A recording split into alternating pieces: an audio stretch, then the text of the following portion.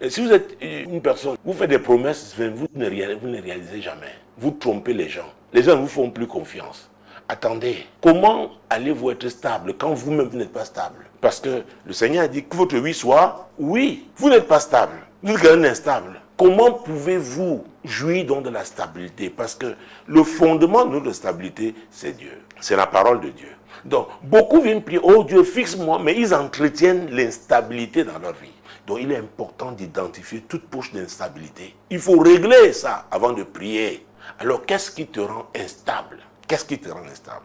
Est-ce que tu as fait ce que tu devais faire et maintenant tu as l'impression d'être épuisé, que Dieu ne répond pas? Si vraiment tu as fait ce que tu devais faire, donc Dieu va t'encourager par nos prières. Pas seulement où vraiment on est comme, on n'a plus assez de force. On se dit, oh Seigneur, est-ce que tu m'entends encore? Oh Dieu, j'ai essayé.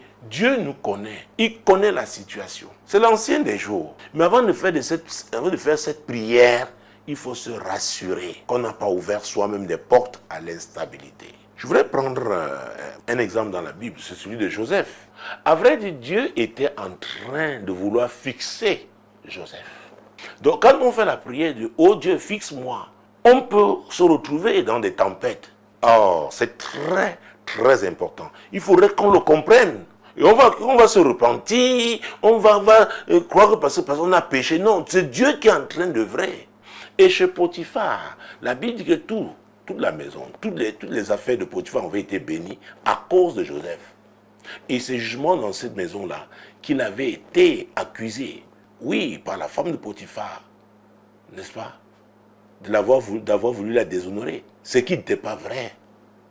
Il s'est retrouvé en prison. Dieu était en train de le fixer. Ça faisait des étapes. C'était le processus pour fixer Joseph.